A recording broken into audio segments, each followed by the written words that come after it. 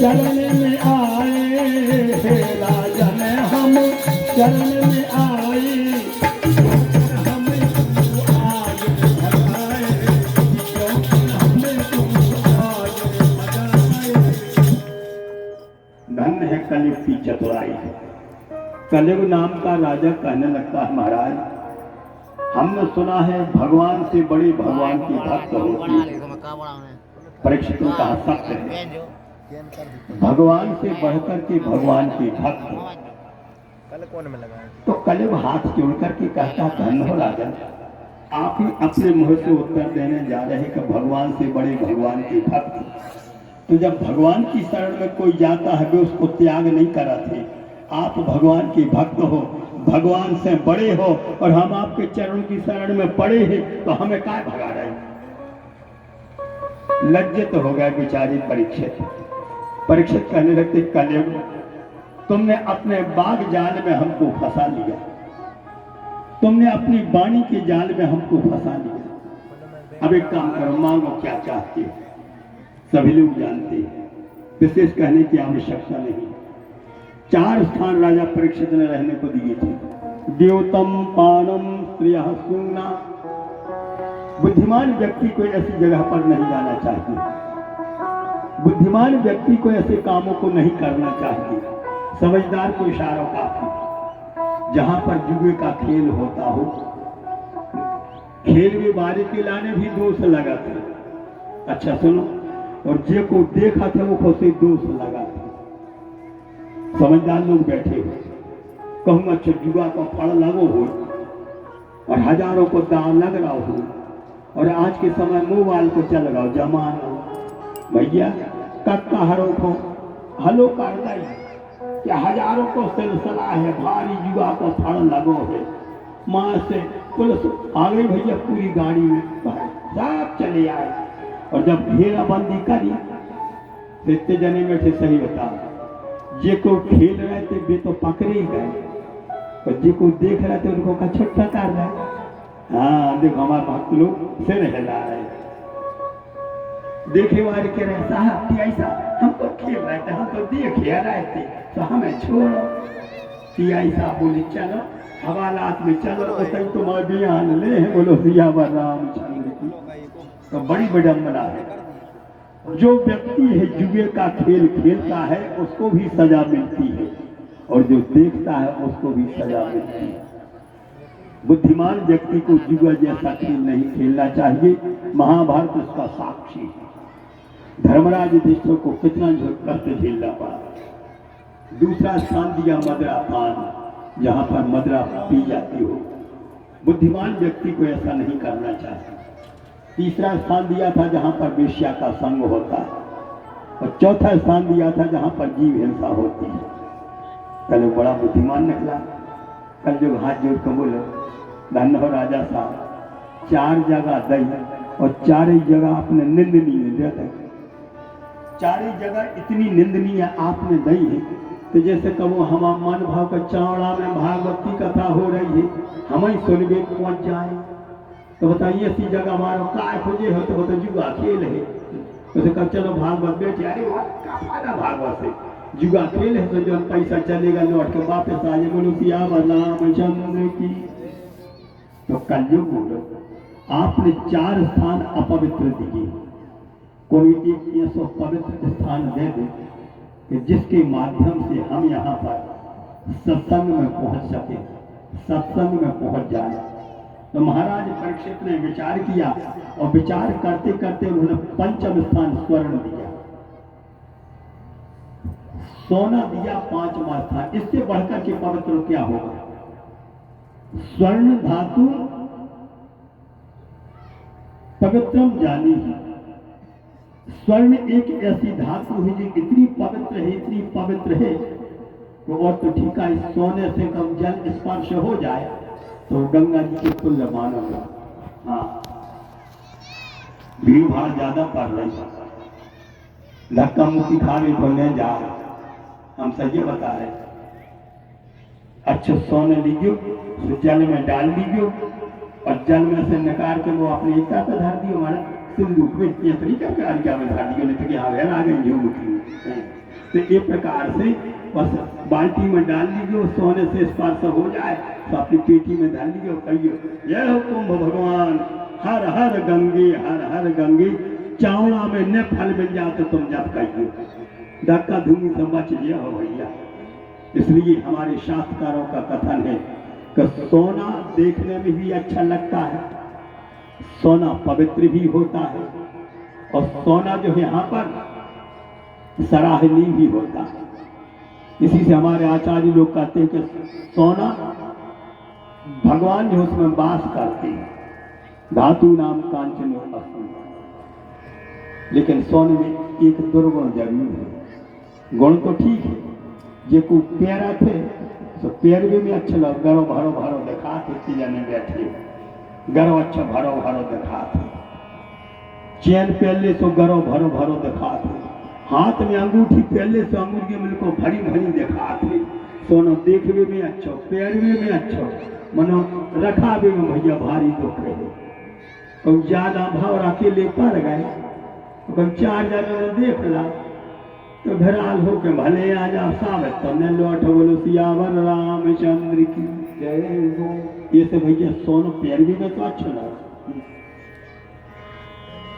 चैन पैर गंगाई मेला देख देखो को ने ताल लाई सो वो कड्डोरा संगे उन खींची चैन और वही रेशम को धागा लेते, रेशम को धागा सो रेशम को धागा को से गला तो पहने थे भैया।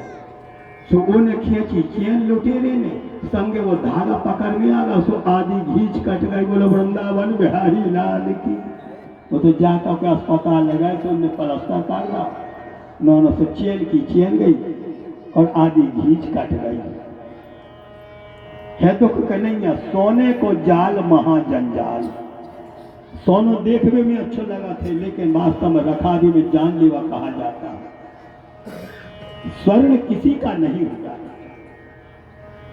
बड़ी ध्यान से सुनना, एक संत जा रही थी बद्रीनाथ धाम की यात्रा करने के लिए।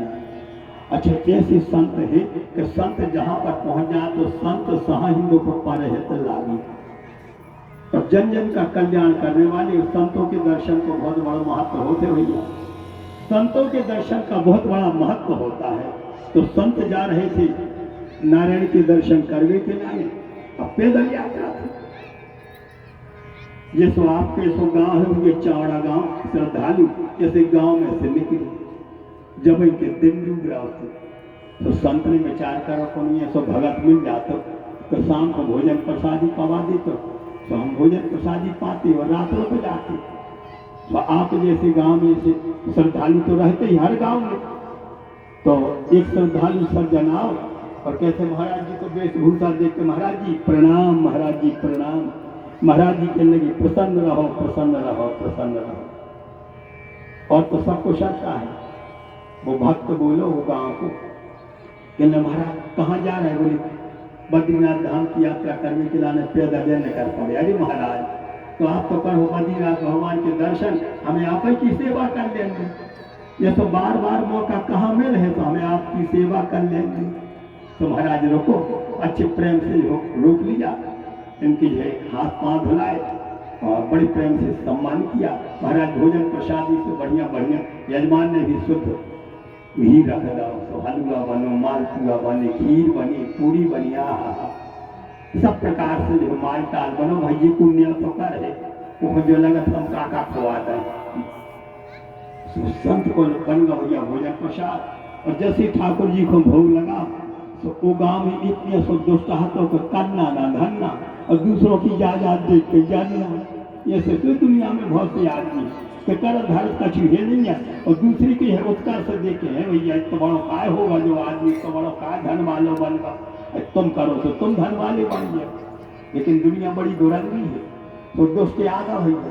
और हमारे मानस में लिखा है कि बरु भल पास नरक करता दुष्ट संग जन बेहु विधाता।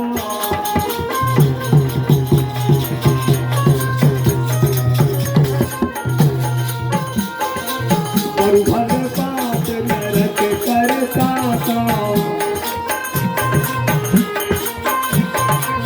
बरु भल पास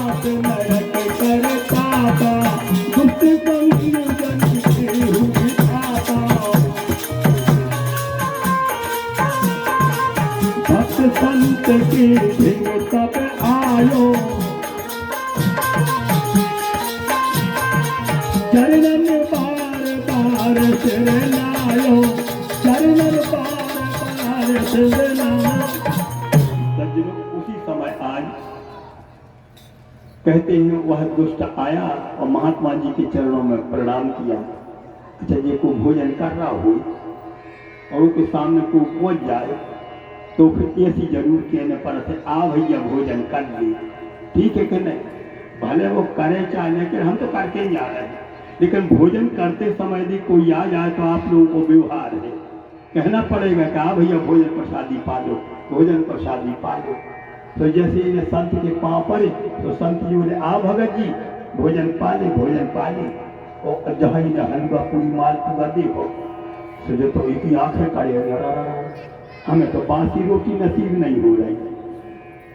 और बाबा करा धर्म कचौरी तो दीदी को हलवा खा रहा। तो जब बाबा जी ने कही कि आओ जो प्रेम से प्रसादी पाल, अरे महाराज आपके तो हो जाने पर हमें तो नंबर लग नहीं गया है, बोलो सियावर रामचंद्र की, हमें तो मिले हैं। जहाँ संत ने प्रसादी पाई, एक लाने से भैया छे शुद्ध घी को भोजन प्रसाद मिलो, तब इन्हें कही आ चेला बनी में भारी खाएगा। बाबा जी से लक्ष्य ले ले उनके संग रहे, हलवा पूरी माल पूरा खावे खोगे करना धरना कछु है नहीं। तो जब भोजन पास हो जो केला को भागा, गुरु जी हमें तो तुमसे दक्षिणा देंगे। गुरु जी के लगे संत बोले, देखो भैया हम जा रहे हैं बद्रीनाथ धाम की यात्रा करवे के लाने, तो हम जो चेला तो हम बनाने नहीं है। जब बोला हमें तो तुम से लेंगे। तो महात्मा बोले एक काम करो, हम पहले तुम्हारी परीक्षा ले लें, परीक्षा में पास हुआ तो हम दीक्षा ले लें। चलो हमारे संगे 2-4 दिन झोली टांगो। ये सोची दक्षा मिले चाहे नहीं मिले, हलवा माल पूरा तो खावे को मिल गई। से स्वार्थ में ने टांगी झोली, आने गुरु पीछे चेला। दूसरे गांव में पहुंचे होते भी से सम्मान मिलो। तीसरे गांव में पहुंचे। अच्छा सुनो, संतों को तो ऐसे है, बाबा बैरागी भी कहा थे, बैरागी और ओजरा ढोर इनकी जाने जीवन के सो कहूँ मिलगा सो अच्छो है और कहूँ भूखे सोई देने पड़ा थी। एक दिन भैया यात्रा कठिन हो गई, पहाड़ ही पहाड़ पर गाओ, दोपहर निकलो जा रहा थी, दोपहरी को समय निकल गया, भूख लगी खिलाने बड़ी जोर से। जब कह लगो गुरु जी भूख तो बहुत जोर से लगी, गांव को पास में है नहीं, आप कोई पूछी नहीं है। महात्मा जी कहने लगे ठीक है, जब कोई ने पूछी तो आज निम्ब लड्डू को भोग लगे हैं भगवान के लाने। जो ज्यादा पढ़ो लिखो ने होते हैं सोची निम्ब लड्डू मीठे हो, तो निम्ब माने नीम, लड्डू माने लड्डू। जो समझे कि वैसे मीठे हुई ऐसे अरे बन गया खाओ। धन्य है गुरु बाबा को जो है संग, पहाड़ में भी निम्ब लड्डू। सुबह ने नीम तोड़वाई और तोड़ के बाटी जे बड़ी लड्डुआ बना के ठाकुर जी को भोग लगा। संत तो है सहन करे वाले हते, वे तो अभ्यास करे वाले हते, तो ने ठाकुर जी को भोग लगा और नीम को लड्डुआ खा ला। एक ज्यादा चेला के लाने ले बेटा खा, इनको तो खाई जाती नीम। और जब आ तो सब मुँह में दा सब बिल्कुल करा सब घर गुरु बाबा के लिए खबरदार ओगल लेती जो प्रसाद ओगलो नहीं जा, प्रसाद ओगलो नहीं जा। भगवान जाने कैसे इन्हें पानी के घूंट पियो हुए हो, पानी पी पी के लड़ुआ घोटा कर लाओ। भारी हैरान भाव, रात निकली, दूसरे दिन फिर दूसरे गांव में पहुंची। एक गृहस्थ सज्जन ने गरीब तो था, लेकिन उसने कहा महाराज जी हमारे पास में धन तो नहीं है लेकिन मन है, आप चाहो तो प्रसादी बना सका था। तो उसने आलू टमाटर धर दे, नमक धर दो, आटो धर दो, फिर बने सालू शाही टिक्का। आलू टमाटर को भरता और बस अच्छे प्रेम से वहां पर टिक्का बने। तो 3 टिक्का बने हुए, 3 रोटियां। और जैसे 3 रोटी बनी ऐसी साधु शाही को टिक्का, साधु शाही को टिक्का यार भारी स्वादिष्ट रहते। भगवान को भोग लगाओ, जब 2 जने बैठे फावे के लाने गुरु चेला, तो एक खा पाई, एक कोई बची रही, एक खा पाई, एक कोई बची रही। और जब एक बची रही तो जल पिया। गुरु बाबा बोले बेटा अब एक कप झोली में डाल ली जा रोटी, ठाकुर जी को प्रसाद है। गांठ को दाम जब तब आवे काम। अरे पास में है तो जब भूख लग तो खा ले, से एक रोटी हाथी से इन्हें खा ले, झोली में रख के बस होगा सर। दिन भर यात्रा करी, दिन भर यात्रा करने के नंतर जब संध्या काल के समय की नदी पड़ी तो नदी के पास में पहुंचे। नदी के पास में जाए करके यह साधु जी कहने लगते हैं कि देखो बेटा, हम तो ये स्नान करेंगे, संध्या पूजन करेंगे, अब तुम एक काम करना, हम सामान रखेंगे, वे तो चलेगा कमंडल लेके जनेऊ चढ़ा के मैदान को। इन्हें विचार करो कि रोटी है एक, हमें लगा था भूख जाकर, अब रोटी है एक, अब बाबा जी को देने पर तो आदि आदि बांट दिया। इसे एक काम करो, हम इन्हें फिट कर ला रोटी ला, तो जो देखा जाए झोली में से निकाली रोटी, देखा जाए और टोटो कर खा जा जब तक बाबा लौट के नहीं आ तब तक इन्हें पूरी रोटी साफ कर दे, और तो नदी को जल पियो और फरसत होकर बैठ गया। महात्मा जी आए, उन्होंने हाथ मुंह धोई, शौच क्रिया से निवृत्त होंगे, हाथ मुंह धोई, स्नान किए, धूप बत्ती जलाई, प्रेम से पूजा पाठ करी। अब कहने लगे एक काम करो बेटा, अब हमें पूजा पाठ हो गया, झोली में से रोटी निकालो, झोली में से रोटी निकाल तो आदि तुम लीजिए, आदि ना भगवान को प्रसाद आए। अभी ने तो पूरी खा लाई थी रोटी, अब जो क्या नहीं रहा छपा के रहेगा बाहर, इन्हें झोली में हाथ डालो, झोली में पूरा सामान खड़बड़ा रहा। बाबा जी बोले क्या कर रहा है, उन्हें रोटियां ढूंढ रहे हैं। बाबा जी बोले मुंह कहीं के का सूझ जाए, रोटी तो बड़ा चक्कर हाथों और तुम पूरा सामान खड़बड़ा रहे। जो खेल लगो का बता गुरु बाबा, यही में तो धरी थी भाई, तो मिले या नहीं जाए। महात्मा जी समझ गए, महात्मा जी के लगे बेटा हमें समझ में आ रही है कि रोटी तुमने खा ली है, लाल लाल आपको तो आदमी गलती की गलती करे उल्टो लड़ पारे। तो जो खेल लगो सुनो हमसे निकल गई, तो बोले देखो है, बाबा जी बोले देखो तो नहीं है, तो बोले रोटी हमने नहीं खाई। बाबा जी बोले हम और तुम अपना रोटी कहाँ चली गई, जो तो आप हाथों को डकार रहा हो, तो बाबा जी भूखे से हो गए। सभी भाव नित्य किया, निवृत्त होकर स्नान पूजा पाठ करके फिर चले तो खवा ला गई। बाबा जी के लगे का बेटा झूठी ने, बोले सही बता, हम और तुम दो जने हाथे, पर हम और तुम पर रोटी तो तुम्हारी ने खाई थी। झोली उतारी, कहने वो सुनो, वो दच्छिया मिले चाहे नहीं मिले, हम पैसोदार दे। अच्छा जो हट कर सो बाबा से बेचारा डरा कि ये सुन हुई पाँचों जो डाल दे भाई, तो हमें अभी हरिओम का था। तो बाबा बेचारा डरा एक बेर तो जरूर कही तुम्हारी ने रोटी खा, आपने कहा क्यों जवान ने करे, बाबा जी बोले ने कहा जवान, लेकिन बाबा तो बाबा जी हते जो भजनानंदी हते, तो जो अंगारे चल रहे थे, गुरु बाबा पीछे चल रहा था चीला, तो अंगारे चला चला तो माटी खपोरी ने तो ढेर बना माटी को। अब चीला ठाड़वा है झोली का, बाबा जी ने 3 ढेर बनाए माटी के, और जैसे ढेर बना के और कमंडल में से जल छिड़को, इतना मंत्र बल है तो संत के पास में, जहाँ जल में पढ़ो मंत्र और माटी पे छिड़को तो ढेर बनगा सोने को, गजब होगा। जो चीला के लो बाबा तो बड़ा चमत्कार है, बता माटी को सोना बना दो, और दूसरा मंत्र पढ़ो, तो दूसरा मंत्र पढ़ कर दूसरे ढेर पे छिड़को सो वो भी सोने को, और तीसरे पे छिड़को सो वो भी सोने को। देखो 3 ढेर हो गए सोने की। संत बड़ी चतुर रहते भैया, तो साधारण में समझ लीजिए। अब जब 3 ढेर बन गए सोने की, तो जो दुष्ट तो बिल्कुल आंखें चकरेंगे, तुम वो सोनो 3 ढेर सोने की। तो बाबा जी के लगे सुनो बेटा, अपन और 2 जन है, ढेर है 3, सब बंटवारो कैसे होंगे।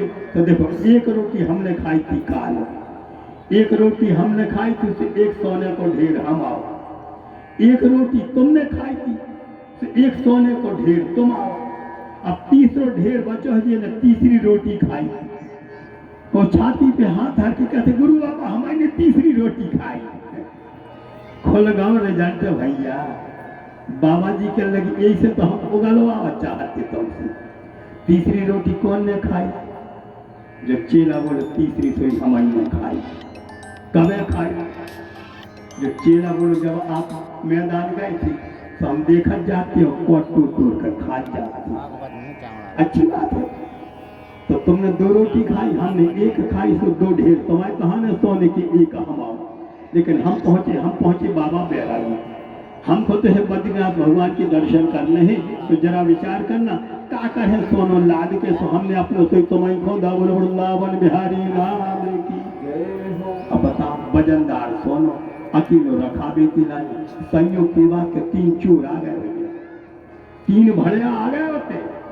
और जब सोने के ढेर देखे से के लिए बन गावे काम अपन और 3 जने हैं भड़िया और 3 ढेर मिल गए सोने की। जो बोलो रात भर हमारा हालत रहे सो 3 चोर बोले जो सोनो आ कहाँ से? वो कह लगा हमारे गुरु बाबा भारी बुद्धिमान है, मंत्र बल से माटी को सोना बना दो। तो चोर बोली असलिया के नकली बोली जो नहीं हम जाना। तो देखो 3 हते चोर 1 जने जी में लगे, क्या जने हो गए? 4 जने। अब 2 जने सोनो रखा रहे, थोड़ा सा टुकड़ा तोड़ के और वो जचवावे के लाने बाजार में पहुंचा। क्या असली हुई तो बांट के अपने बंटवारा कर ले।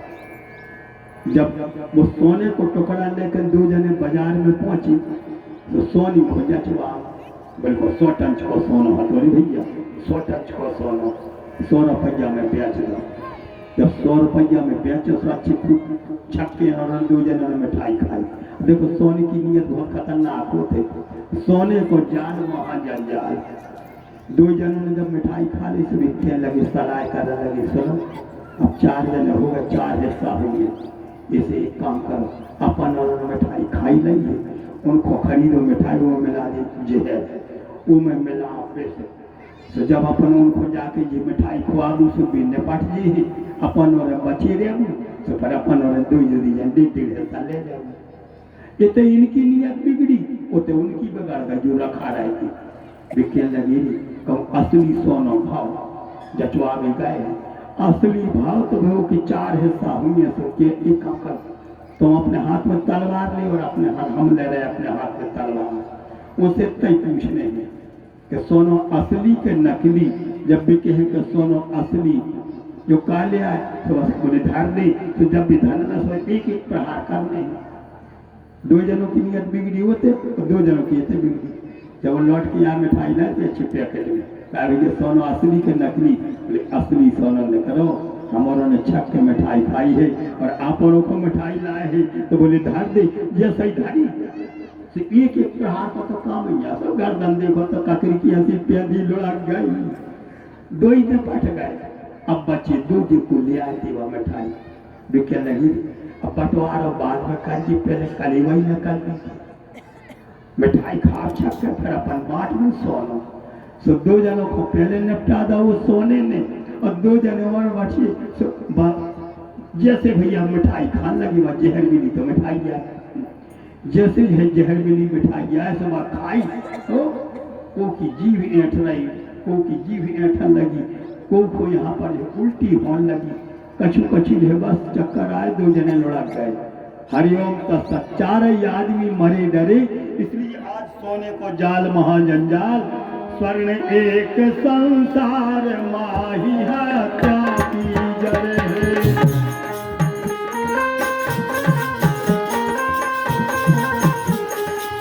स्वर्ण एक संसार माही हत्या की जड़ है।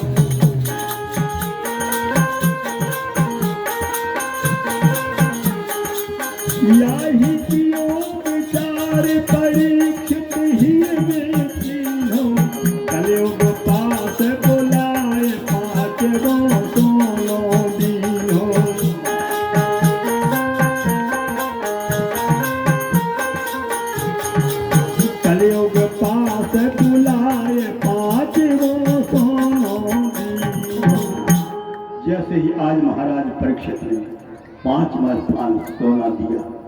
बस उस स्वर्ण का मुकुट धारण किए थे राजा परीक्षित, इनके सिर पर कलयुग सवार होगा और एक संत का अपमान कर डाला।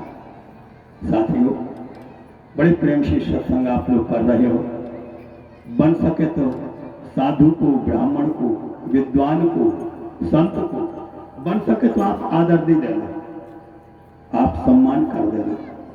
आदर ना दे सको मत देना। यदि किसी संत महापुरुष के दर्शन हुए है तो उसका अपमान मत करना, उसका मान मत घटाना, उसका मान मत गिराना। इस बात को हमको आपको जरूर ध्यान रखना चाहिए। सम्मान कर सको अच्छी बात है, गुरु का सम्मान करो, आचार्य का सम्मान करो, संत का सम्मान करो, अच्छी बात है। यदि सम्मान ना कर सको तो कम से कम उसका अपमान कभी मत करना। महाराज परीक्षित के जीवन में यही एक है। महाराज परीक्षित जो है, जैसे ही 5वां स्थान सोना प्रदान करते हैं, सोने का मुकुट धारण किए थे स्वयं, कलयुग सवार हो गया और बुद्धि विकृत कर डाली। एक संत के गले में सर पर डाल दिया, सब जानते हैं। जब पता चला उनके पुत्र को, तो पुत्र के ओठ फड़कने लगे। हमारे पिता का इतना बड़ा अपमान, भले ही राजा क्यों ना हो, मैं अपने पिता के अपमान को सहन नहीं कर सकता हूँ। गंगा जी के जल में खड़ा था, जल लिया हाथ में और उसी समय कहा, जिसने मर्यादा का उल्लंघन किया है ऐसे राजा को 7 दिन तक्षक नाग काटेगा। 7 दिन में तक्षक नाग डस लेगा। और जैसे ही लौट कर गया है, पता चला महात्मा समीप को बड़ा दुख हुआ, क्योंकि संत हृदय नवनीत समान। बेटा श्रृंगी, तुमने राजा को श्राप देकर के अच्छा नहीं किया। राजा अनुकूल था, अपना राजकाज चला रहा था, तो तुमने ऐसे धर्म मार्ग पर चलने वाले राजा को श्राप दे डाला। लड़का बोले, पिताजी आपको अपमान हमसे देखो नहीं गा, अब तो हमने श्राप दे दिया है। अब जो कछु बन सके सो कंसेशन आप कर सका तो टिकट कटाएगा वो। अब कंसेशन आप चाहो तो भले कर। धन्य है समीप जैसे संत ने कंसेशन करो आज की भाषा में। कौन सा? तब ही गौर मुख शिष्य बुलाए और आज्ञा देने पे ढंग पहुंचाए।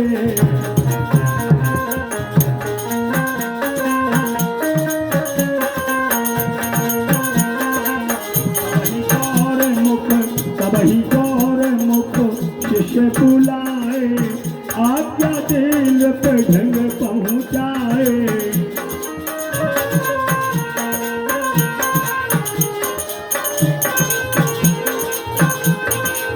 सुन लो राजन वचन हमारे,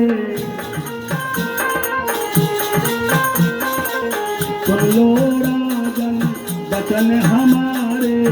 अब तो हरि चरणों के प्यारे, अब तो हरि चरणों के प्यारे। सावधान हो जाओ, सावधान भव। किम कारणम भूतम, किस कारण से? चेला बोलो अब तो भगवान के सहारे बनो तो कल्याण होगी। ये तो आपने जो कृत्य करो है वो कृत्य को जो परिणाम बड़ो असाध्य है, गलत है, दुखद है। अच्छा, महाराज परीक्षित ने भी मुकुट उतारो, तो जब कलयुग जो सवार था उतर गया तो अपने किए पर पश्चाताप किया। धिक्कार है हमारे इसे है मानव शरीर को, जो संत की सेवा तो नहीं कर सके लेकिन संत का हमने अपमान कर डाला। इसकी तो हमको सजा भुगतनी चाहिए। तो प्रिय श्रोता बंधुओं, गौरमुख नाम के शिष्य ने बतलाया। उसी समय महामना परीक्षित अपने पुत्र जन्मेजय को बुलाते हैं, ब्राह्मणों को बुला करके उन्होंने स्वस्ति मंत्र पढ़वाए, राजपाठ समर्पण कराया और राजपाठ समर्पण करने के अनंतर उसी समय आज पूजन सामग्री लेकर के पूर्ण शरीरा गंगा जी के तट पर आए। ध्यान देना, कल की कथा आप लोगों ने सुनी थी और बड़ी सावधानी से सुनी थी। अब संयोग बन रहा, कथा सुनाई व्यास जी ने, सुनी सुखदेव जी ने। जब दक्षिणा देने को मौका आ गया तो व्यास जी बोले, जी को श्रद्धा से कथा सुननी हो वो सुना दीजिए। जो श्रद्धा पूर्वक सुनना चाहे उसको कथा सुना देना। सुखदेव जी को लगन लगी थी कि हम गुरु बाबा की है वचन को पालन कर ले में, और परीक्षित को लगन लगी थी कि हमको कोई कथावाचक मिल जाए अच्छो जो हमारा कल्याण कर देंगे। कथावाचक योग मिलना चाहिए, योग मिलना चाहिए, विद्वान मिलना चाहिए। तो जैसे ही गंगा जी के किनारे पर बैठे थे उसी समय आज सुखदेव जी महाराज का आगमन होने जा रहा है। पूर्ण सलीला गंगा जी के किनारे पर, गंगा जी के तट पर आए, गंगा जी के तट पर आए, गंगा जी के तट पर आए, सही सही तो सही सही तो आए।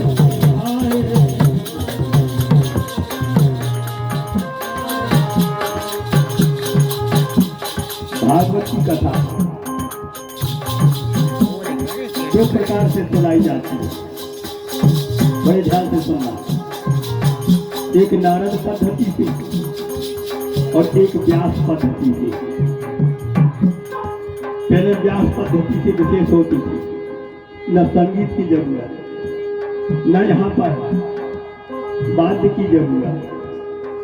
लेकिन जब देव ऋषि नारद ने कथा सुनी तो संगीत की चलन होगा। तो देखो भागवत के श्लोक ये बता रहे हैं, सामवेद में भगवान विराजमान होते हैं, तत्र भगवतो भगवान व्यासोऽग्रः। ये भागवत का श्लोक है। और वेद व्यास जी महाराज ने संगीत में कैसे पिरोया है, सुनने वालों को भी समझ में आ जाएगा। बड़ी ध्यान से सुनना। श्लोक है संस्कृत को, तत्र भगवतो भगवान व्यासोऽग्रः यदि क्षयागामः पादो निपेक्षः।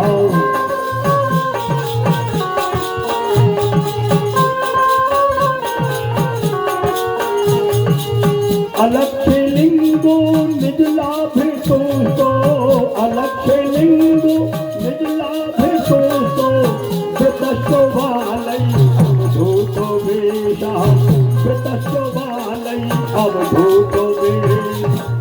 ये है भागवत का दिव्य श्लोक।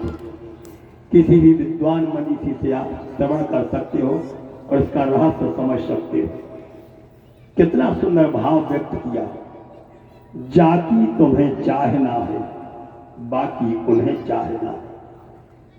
जिसकी चाह तुम करते हो, वास्तव में भगवान ऐसा संयोग बना देते हैं, क्योंकि भगवान पवित्र पूतात्मा, निर्मलात्मा और सत्य का जो है यहाँ पर मार्ग का अनुसरण करने वाले के ऊपर भगवान दृढ़ होते हैं। यदि तुमको लगन है भगवान के चरणों की, तो भगवान ऐसी जो है अनुभूति आपको कराएंगे कि आपकी लगन परिपूर्ण हो जाएगी। शंका मत करना। जितनी शांति से, जितनी श्रद्धा से आप लोग सुन रहे हो, तत्रा भवद भगवान व्यास पुत्र। सोची महाराज कथा सुना रहे हैं कि संयोग की बात। परीक्षित में को पूजा की सामग्री में तो तैयार लगाकर थाली में बैठे थे, उसी समय सुखदेव जी महाराज को आगमन होगा। बोलो सुखदेव भगवान की